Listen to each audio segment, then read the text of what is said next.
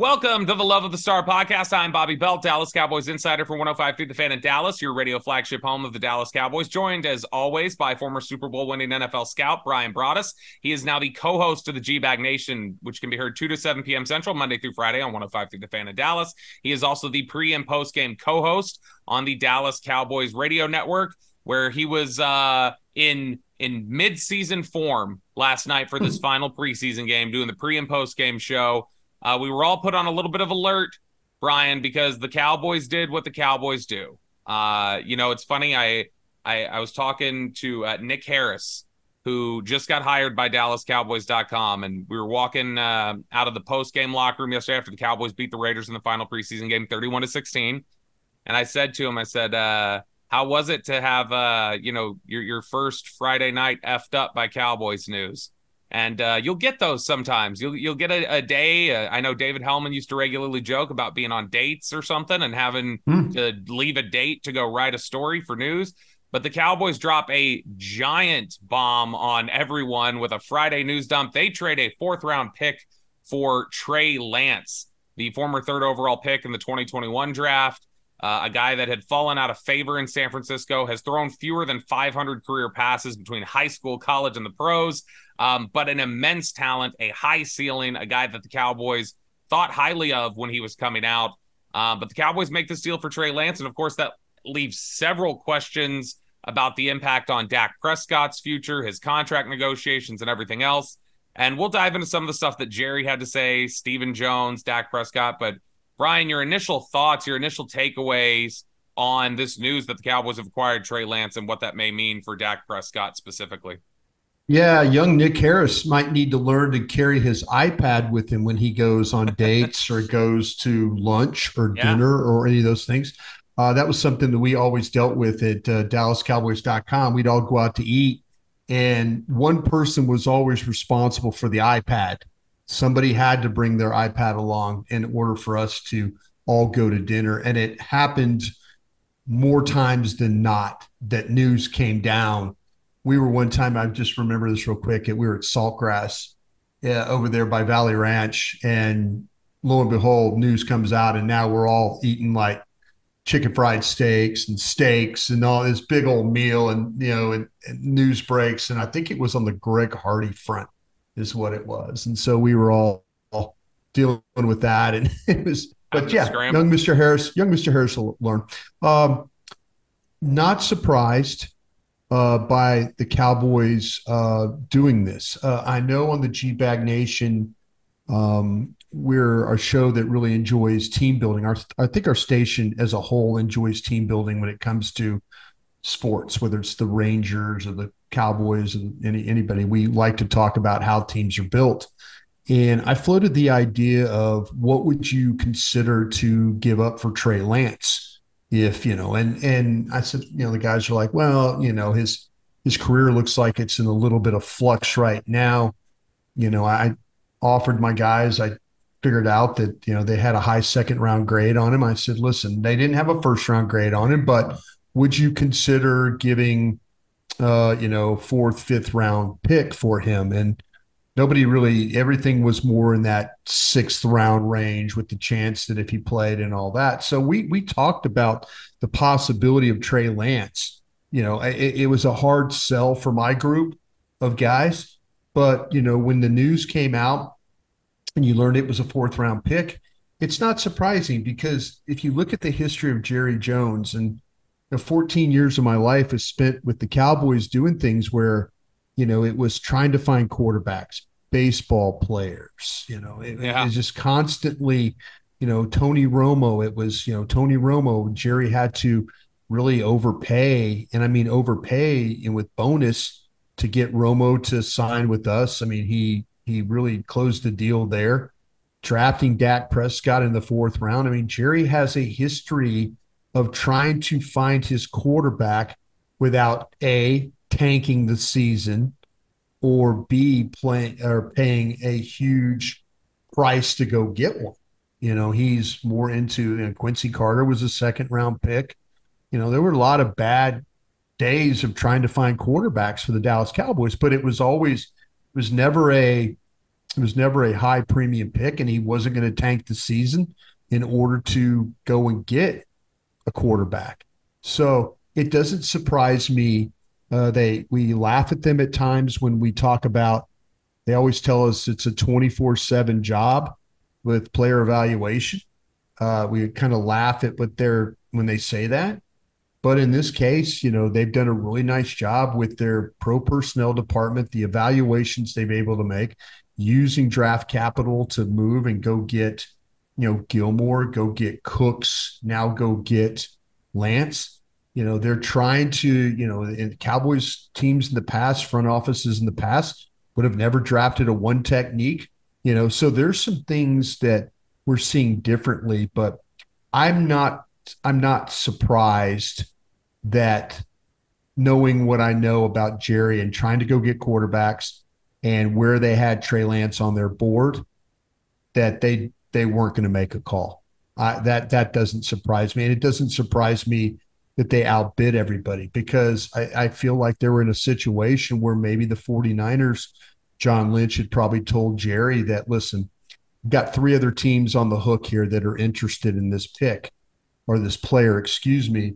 What are you willing to do? Yeah. And, maybe Lynch baited Jerry a little bit, but if you think about a 4th round pick, heck, we've seen video clips of Kansas City calling for the pick last year in the draft in the 1st round and offering a 3rd round pick to move 5 spots. You could get your 4th round pick back. That's not don't let that discourage you on what this deal is really all about. But yeah, it doesn't surprise me. It really, really doesn't. Here's some of what Jared said. You mentioned that specific about the idea of, basically John Lynch maybe saying, "Hey, we got some interest here, and you're going to have to make something happen here." Jerry said a couple different things. One of the quotes he said, "The minute that we knew that they were serious about trading him, then we didn't want the phone to hang up." So he had that quote. And then the other quote he had there, he said, "They said we want to trade him, and we said done." That's essentially how Jerry painted it. Now, Steven chuckled. He was standing behind him while he was talking, and Steven was like, it was a little more complicated than that, guys. We had to make some, we called around. We did some other things. It was not as simple as just, hey, this is what we're doing here. But Jerry was like, no, but that was the feeling, was that when they said they want him, we're like, this is happening now. We're going to make it happen. We're going to make this deal happen. Now, because there was that urgency, one of the things that was discussed a little bit yesterday and was a little surprising, Jerry Jones said they did not talk to Dak Prescott beforehand, did not give him a heads up. Maybe that's a little bit understandable because of time frame. But what was interesting was 24 hours later, he told us he still had not talked to Dak. Apparently, he didn't talk to Dak until they were on the field that night. So he talked to reporters before he talked to Dak. And he also said they didn't talk to Mike McCarthy until it was done, other than just ask him what he thought about the player. So, but is that... Well, Mike was part of the evaluation. Is that a little unusual, though? No. And I remember a time, Bobby, when I was in Philadelphia, and I'm just trying to give you a little parallel here. Yeah. We're in Philadelphia, and I'm working with Mike Lombardi, and Mike's doing the pro personnel stuff, and we're working. This is really right before the draft. And we have a chance to trade for Hugh Douglas from the New York Jets. And Michael walks into the draft room where I was sitting, and he goes, "Hey, you got anybody on that board in the 2nd round that you really like?" And I said, "Yeah, I mean, there's some guys," but he goes, "Listen, I could give up a 2 right now and get Hugh Douglas, but we're not going to have a 2. And I said, "Cool." And I said, "Well, what's the deal here with, how we're going to do this?" And he goes, "Well, let me call Parcells back and see." Parcells then tells Michael on the callback, "I'm going to dinner. If you don't have a 2 for me in the next 30 minutes, deal's off. I'll go somewhere else." So sometimes it's like we didn't have a time to, we had to make the deal right then and there. Like Michael said, "Yeah, deal." So, there we go. We didn't have time to tell Jeff Lurie and tell Ray Rhodes and tell everybody what we were doing. It was Parcells had put our feet to the fire to say, and he said, "Listen, you want the player, you got to give me the pick, and you got to do it in the next 30 minutes." Yeah. And I think that's what probably happened to Jerry. I think Jerry probably got on the phone, or Steven got on the phone. Maybe Will McClay was the first one on the phone. And John Lynch said, I've got teams interested. And Jerry didn't want to lose the player. And, I don't think you had to go back and tell Mike McCarthy, because Mike was part of the evaluation in 2021. Yeah. He should know, like, oh, wow, okay, we have a chance to get Trey Lance. Great. Let's go. He was part of that evaluation to put the 1-2-0 grade on the top of the second round for Trey Lance. Is that, do you think, part of why they were so comfortable? You think, like, just going? Yeah, absolutely. Because Trey Lance basically has not played for 2 years. And so to them, and that's the problem. Do they look at it as, we don't have any information from the last 2 years that would change what we evaluated initially? Right. We don't have that. Right. So they just leaned on their evaluation and said, we're going to make a deal based off this evaluation that was already made. Listen, I've talked to folks around the league about this guy, and I was just curious. And I had a guy tell me this. I thought it was really, really well thought out. This guy said, you know what, with Trey Lance, he just really needs time. And I'm just kind of going through my text here. He says he just needs time. He needs reps, he needs opportunity. This guy went on to say he's gotten the short end of the stick. He was a project coming out. He was going to sit a year as he developed. The rookie year, he broke his finger, broke a toe, and that really limited his development and actually set him back. Then last year, he had the broken ankle. And my guy went on to say, if he doesn't break his ankle, he would have had some ups and downs. But he said, but I believe by the end of the season, he would have been playing at a starter level. And I said, cool. He goes, this year, he looked better than he has. Well, okay, there's some people that will debate you on that. But he says, this guy is the things you have to love about the kid is he's smart, he cares, and he wants to be good. And those are all things, those are that you're right. He hasn't played a lot of football, but when you're doing something like this, a young guy, you're going through, the only thing that appears to have set him back are these injuries, and now you don't have to, he's not here to play. He will be here to play in 2024 if something happens to Dak. This is more about trying to get the second quarterback to be at a certain level and get him ready to go. And I'm all about that. Listen, we all saw what Will Grier did last night. And good for Will Grier. But all this wow, Will Grier talk and all that. Well, did Will Grier play well enough for them to think about keeping him? Like, if Will Grier played like he did last night in week 1, week 2 of the preseason, week 3, they might not even think about keeping, they're not thinking about putting Will Grier on the street or going to get a guy. Well, and still important, even with the volume stats looking good like they did, there were at least 3 passes, and I don't want to dunk on a guy who's gone through that. There were three overthrows last night to open guy. So, it still was not perfect even. But it's the best that Will Grier, it's the best we've ever seen Will Grier play. Yeah. But that's on the player. That's on the player. We talk about this emotional goodbye and all that. But, Bill Parcells, another thing Parcells taught me, it's like, Brian, you don't cut these players. These players cut themselves. They play in a way that they force you not to keep them on the roster. I'm sure we'll go through some guys on this show. Quentin Bohanna, played well the first couple weeks, didn't play very well last week. Boom, could be gone.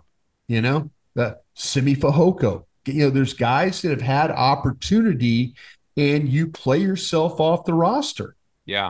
But Trey Lance, he was in a bad situation with San Francisco. They did a good job of finding quarterbacks. They're the ones with I keep saying this, they're the ones with the egg on their face. They're the ones that moved up in the draft. They're the ones that gave up the first round picks. They're the ones that paid him all the money. Dallas is just saying, okay, well, we're here to take a look. And I think this is more about 2024 and potentially 2025. It gives the Cowboys some flexibility if, the Cowboys are in a situation too where Jerry Jones being the general manager and Stephen Jones soon to be the general manager, they're in a situation right now where these guys aren't going to get fired. You and I, if we were general managers for somebody and didn't have a quarterback, we'd get fired. Well, if we you don't have a wouldn't. quarter, We'd build a contender, Brian. You and I would. well, that's But I yeah, mean, I'd other hope, people for I sure. would hope, Yeah, yeah, but that's what I'm saying. yeah. That you, as a general manager, you're very fearful and very mindful of your job of not having a quarterback. The Cowboys can afford to not pay or potentially not pay Dak Prescott 50 some $1 million. And you know what? And say, you know what? We've got a quarterback here. We're going to play for half that, and this is how we're going to do it. That's Yeah. because the general managers are not afraid of losing their jobs. It makes a lot of sense to me, the move that they made. Now, we'll get to the roster cutdowns here in just a sec. One last thing on the Trey Lance front, and more specifically, I guess Dak Prescott weighing in on it. I was very surprised Dak Prescott spoke with the media last night. I did not think they were going to have him do that. And you heard all the audio. It was 4 minutes, I think, of talking. And you saw some of the interaction there.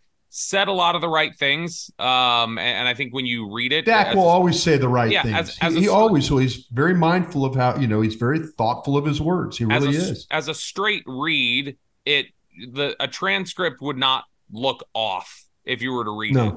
it. The tone and the body language was a little chilly. And I think that some people are wondering, the question at that point is, okay, is that frustration that they traded for Trey Lance? Brian, you having heard him talk about it and everything else, my sense of it, and I'm curious if you agree, my sense of it is that seemed more like, his frustration level or his chilliness that night was he was hurting for the guy in the quarterback room that he's been with and he's worked out with during the summer for the last couple of years. And he's just close with Will Grier. And Will Grier was very emotional last night. And I think he was just hurting for a guy he was close with. No, absolutely. And, Will Grier had a sponsor in Doug Nussmeier, and Doug Nussmeier is no longer here, and let's be honest, Dak Prescott had a lot of respect for Doug Nussmeier.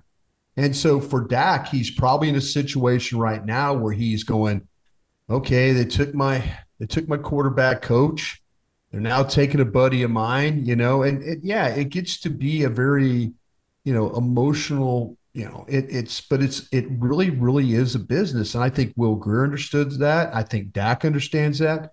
It's kind of a tough time when, a guy that you've been around with the last, 2-3 years, and then all of a sudden, he's moving on. But I think Dak's right. I think you accept, you welcome Trey Lance with open arms. You understand that Trey Lance was a first round pick and a guy that, he needs. Trey Lance, let's be honest, Trey Lance needs some love too. Dak Prescott, his first year, he got love from Mark Sanchez and got love from Kellen Moore. And I think that's where Dak Prescott, the type of person he is, realizes that, hey, as the established quarterback, if something of a new teammate comes in, especially a quarterback, you need to embrace that. You need to try and make that, even though it's, Dak is in his 8th year, and, sometimes quarterbacks don't, oh, this guy's coming for my job. I don't think that's the way with Dak Prescott. Oh, yeah. To be clear, I don't think Dak Prescott views not at all. Trey Lance as a threat to Not his at all. job. No, not at all. Not at all. I think that Dak actually, from what he experienced in 2016, that very much carries him for how he deals with quarterbacks that are going to be added to the roster. Yeah. He doesn't want to be the guy like a Tony Romo that didn't help him one bit. Yeah. It was Mark Sanchez, who was at the end of his career, and it was Kellen Moore that was trying to kind of figure out what he was doing in life. And those are the two guys that helped him the most. And I don't think Dak Prescott has ever forgot that. And he doesn't want to, him and Tony, it wasn't good. That wasn't a good situation at all.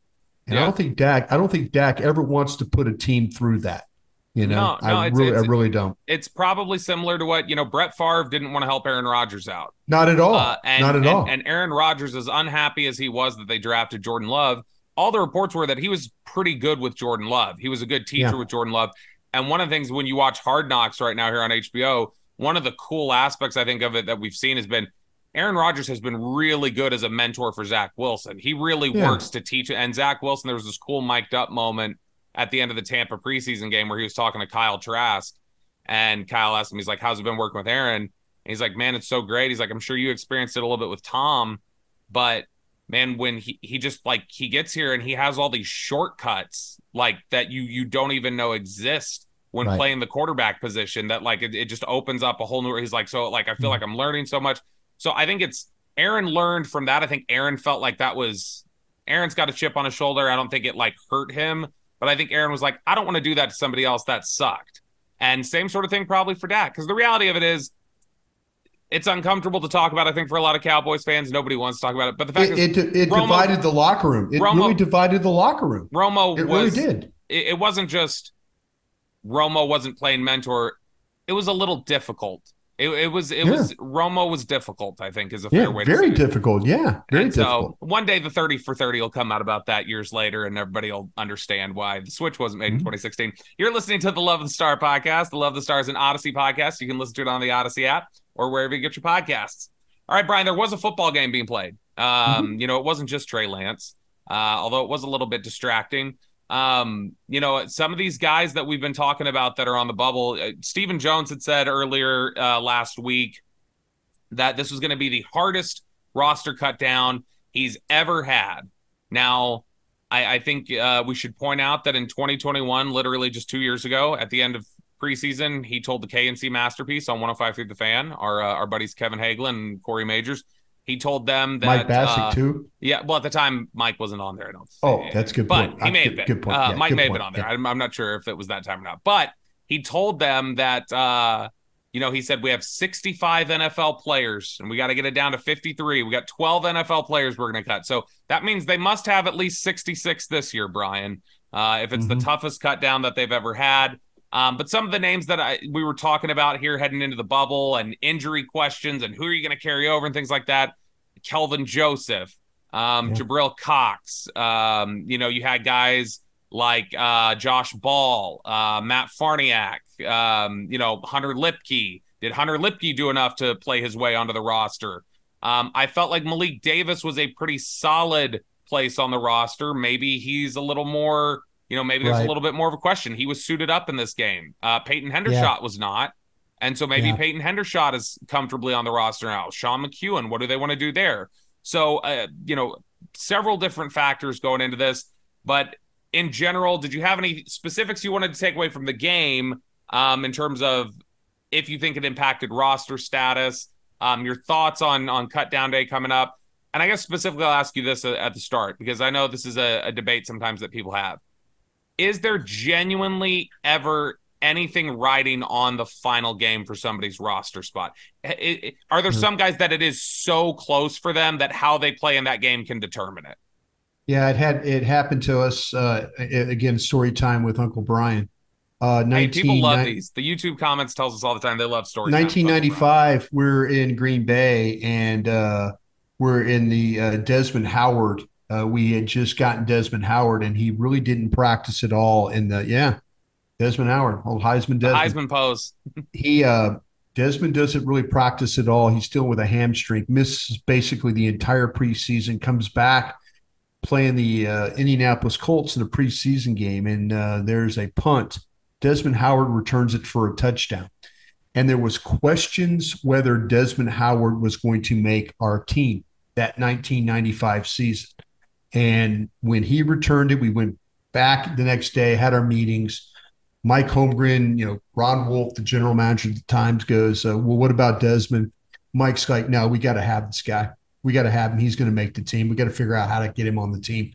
And so we figured out how to get Desmond Howard on the team. And later that year, Desmond Howard was later the Super Bowl MVP. I said 95 is 96. Dallas won the Super Bowl in 95, but 96 season. And so Desmond he's playing. He makes one punt return, and we keep him on the roster. And later that year in the Super Bowl against the New England Patriots, he was the Super Bowl MVP. And that just showed you how close He was. There was some talk. There was some thought that we're going to move on from Desmond Howard. We're not going to have. So yes, to answer your question, yes, it does matter. These games do matter. They absolutely do matter. And I think anytime you can get guys on tape, and you can get guys. Now, some guys, what's happened though, there's some guys, and last night, I want to say this. I think guys like TJ Bass, solidified his position. I thought he played. I thought TJ Bass played well. I thought overall the line did a really nice job. Yeah. There were some times where Greer had to move, and he kind of figured out, navigated the pocket, ran for a couple of times. Navigated the pocket overall, better than he had the whole preseason. Yeah, and maybe the Raiders were playing pretty vanilla stuff, and they were taking advantage of that. But I you know what? The one thing that I learned, those guys, those young guys played week 1 against Jacksonville, week 2 against Seattle, week 3 against the Raiders. And they all earned their letter jackets because they all played a ton of snaps. You earn your letter when you play a lot of snaps. And they got their letter jackets in these games. But they got better. They really got better as the campaign, for the preseason wore on. So you started seeing Awesome Richards getting better. You started seeing TJ Bass getting better. Hell, Josh Ball got better. I've settled, by the way, Brian, I don't know about you. I've settled on I'd prefer to see him play guard. Guard looks to be better. Now, one thing we do need to update, he didn't sustain a hip injury. He got rocked Wilson by Tyree Wilson. Tyree Wilson got him. I mean, he looked like the guy you saw on tape at Texas Tech on that rep, but he got rocked. Josh Ball, he ends up sustaining a hip injury. Michael Gelkin from the Dallas Morning News is reporting that he will not need surgery, but he is out 8 weeks. So that's going to be a roster question. We're recording this on Sunday night. It'll be up Monday. And so on Monday, will be a day out from cuts. But now the discussion will be about Josh Ball, if they have to carry him for a day so that they can IR him and do him. I kind of feel like they're going to carry him. I do. I feel like they're going to carry him to put him on the injured reserve is what I'm. Yeah, it's called there's the a couple of guys 53. like that. It's called the final 53. It's in reality the first 53. The roster will change by 3 or 4 names come Thursday. I think Nashawn Wright and Ball are both carry guys. And then another carry guy, I think Jordan Lewis is going to get carried on the roster, much like we saw Michael Gallup, because we've learned, right, Bobby, that the PUP rules carry 4 games out, right? Yep, 4 games minimum. If you start the season on PUP, you have to be out 4 weeks. So I'm going to say that Jordan Lewis is probably going to get carried, and with the thought of him playing maybe in the 3rd week is my guess on Jordan Lewis. Now, here's an interesting name as we head into these cuts, because as we've talked about before, we just referenced him. Michael Gelkin is incredibly well plugged in.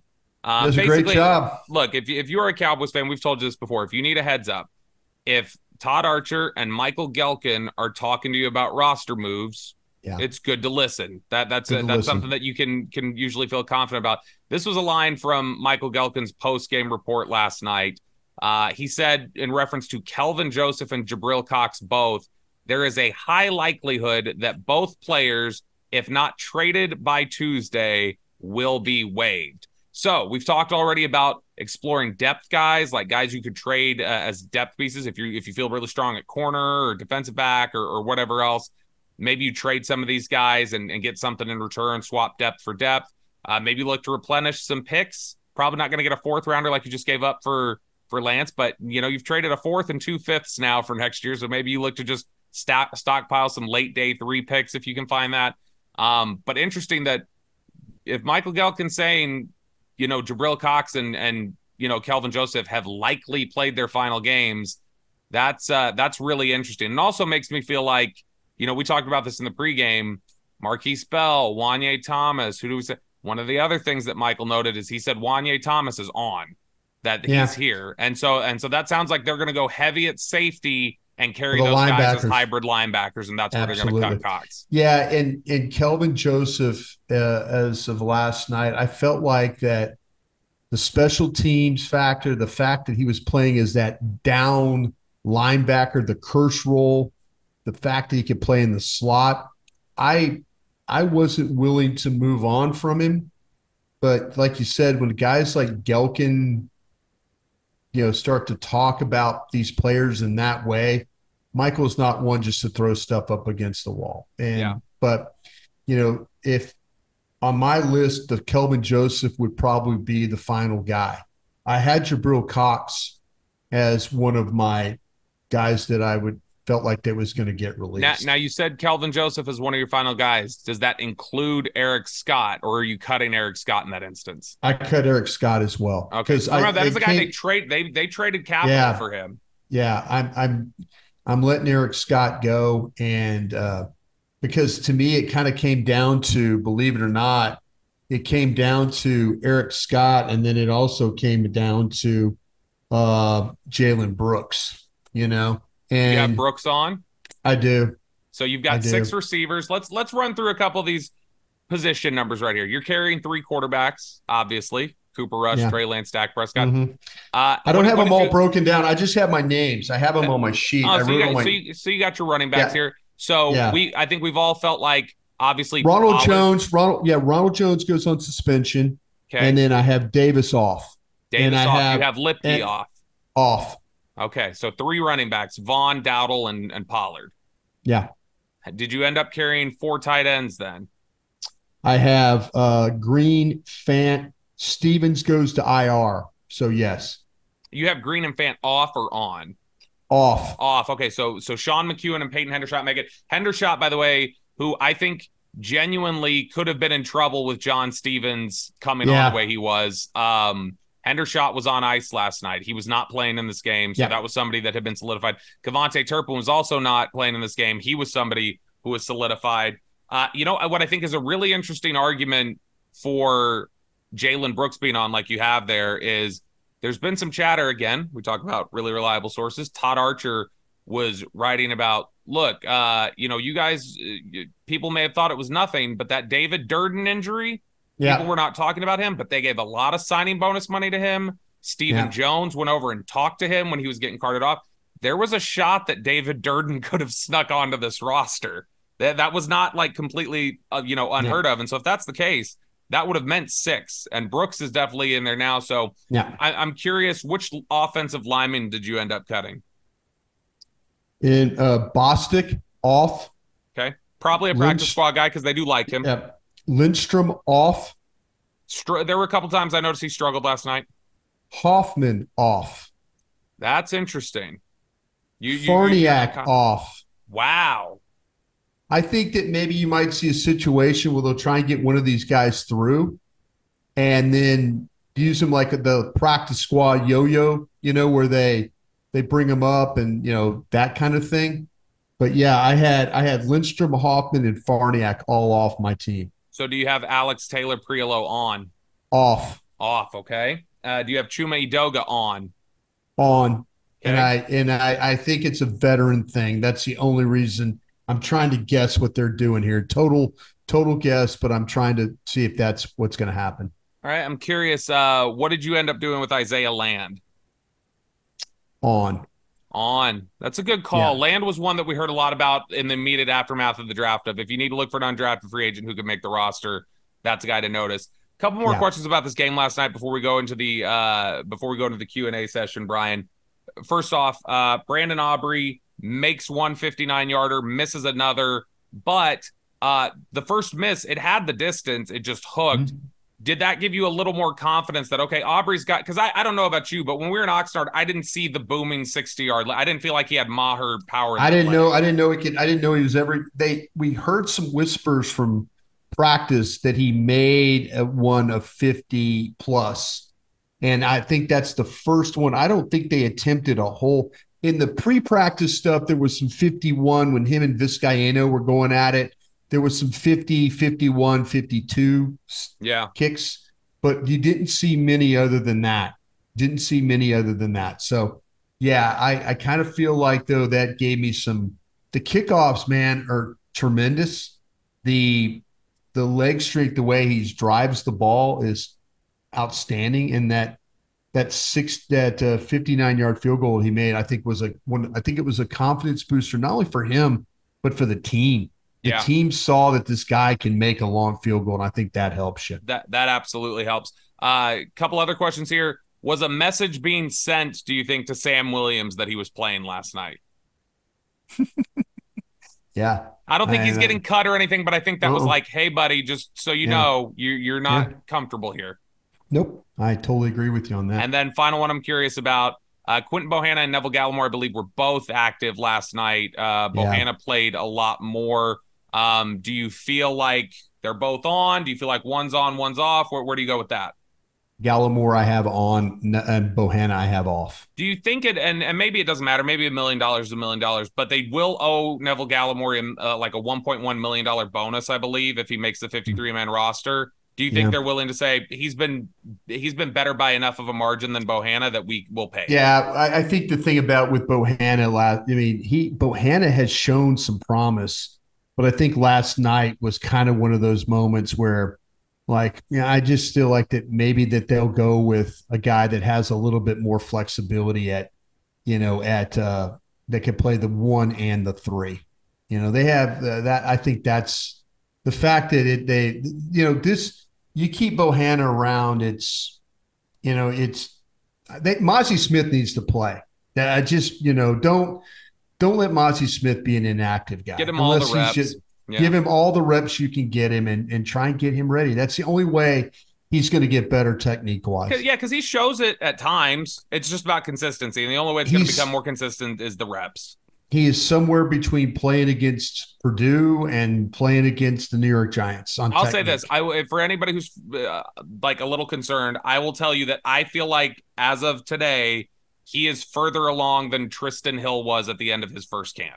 So if you're concerned, Tristan Hill didn't. If you're concerned about awareness, he's Tristan Hill or something like that, no, he's not. That's not the concern. This is somebody who's shown more consistency. They feel much better about where he's at. It's just he's a young player still. He's still developing. That's what you got there. You are listening to the Love of the Star podcast. The Love of the Stars and Audacy podcast. You can find it on the Audacy app or wherever you get your podcasts.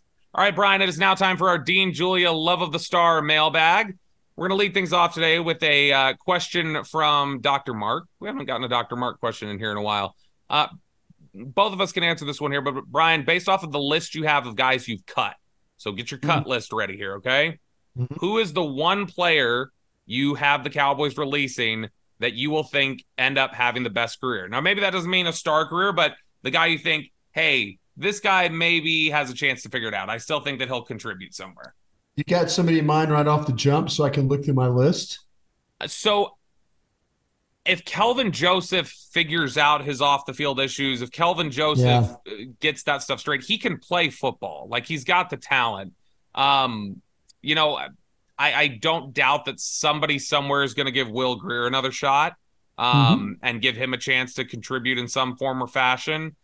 They're so heavy along the D-line that I could see one of these guys being a contributor somewhere else as a rotational or like a spot rusher. But, if Jabril Cox is a guy that genuinely does get released and he just needs a fresh start, he still has a skill set as a cover guy, and he displayed it at times during this camp. I think a bad team that needs some linebacker depth that'll just throw him out there and let him get some reps in. Jabril Cox could be a decent contributor for somebody this year. I kind of feel like Malik Davis would be this guy for me. I feel like that Malik Davis, as he goes to a team, they're going to have to work on the pass protection stuff. He catches the ball well enough. He's a tough guy. He runs hard between the tackles. He can bounce the ball to the outside. I kind of feel like if he goes to the right situation, that maybe that he could be a guy that, like, in week 7, all of a sudden, oh, look, Malik Davis had 128 yards rushing, and it helped the Buccaneers beat the Saints, in week 7 kind of a game. That would be him. And maybe even, and this is going to sound weird because I don't think he runs great, but maybe Dennis Houston. If Dennis Houston were to go and get an opportunity for somebody, maybe him getting more work, more look. I know he was a guy that was on the roster last year, but I kind of feel like that if he went somewhere and he was the 6th guy, that maybe, or he could be active for a game or two. I think he catches the ball really, really well. I just don't think he runs very fast, but his routes and awareness and all that stuff is pretty darn good. Yeah. And look, I mean, if Matt Farniak is the guy that they end up cutting, Farniak is a guy who can play all 5 positions. He's a good athlete. He's somebody Right. who, with OL depth being what it is across the league, Yeah. he could find another job and probably get some spot starts along the way. He, at times, playing here at the NFL level, has filled in and had some good reps during regular season games over the last 2 years. Right. It's not always Right. been great, but I mean, there have been times where he's absolutely gotten some good reps in. So a lot of good names here. Like Stephen Jones told you guys, it's the hardest roster to cut down in the history of the NFL. Brian, next question here from Vice Captain 30. He says, how do you think Michael Gallup is going to do in the West Coast offense? It feels like the receivers need to be real quick and precise with their cuts, which Gallup, of course, as we know, one of Gallup's big strengths is the 7, 8, 9 routes. Like that's where he does a lot of his damage. He's good at tracking the deep balls. He's got a good catch radius. That's kind of his bread and butter. So is Michael Gallup going to have a lot of success in this, hard timing, quick strike, slants type of offense? Yeah, I think it's with Michael, I don't think that's going to be a huge problem, but there are times where you will see him when he runs inside routes, he will fight the ball. He will fight, whether it's the positioning or the contact. I've always felt like that Michael was better outside the numbers. The things like you say, the nines, the outs, maybe the things deeper down the Stuff field. down the sideline, yeah. Yeah, he's all because he's really good at high pointing the ball. He's really good at the contorting his body in order to come down in a small space. So yeah, the inside stuff might not be to his strength. Stuff along the sidelines, stuff outside the numbers, I think that will be his calling card. He'll kind of leave some of the other stuff with Cooks and then with Lamb and those guys, maybe for more of their inside stuff. But that you'll see that from them, and maybe Gallup is more a down the field guy or to the sideline. Next question here from Josh Weaver. Who is the first offensive lineman off the bench in the event of an injury? So obviously that would probably matter. Where is the injury? You've got what's happening. You've got Awesome Richards that can play tackle and play guard. So Eric Chiafalo asked me this in the pregame yesterday, and I don't remember. I don't believe you weighed in on it, but I'm curious. If Tyron Smith were to go down, obviously, like right now, it looks like the offensive line is Steele and Tyron playing the tackles. The guards are Tyler Smith and Zach Martin. The center is Tyler Biotish.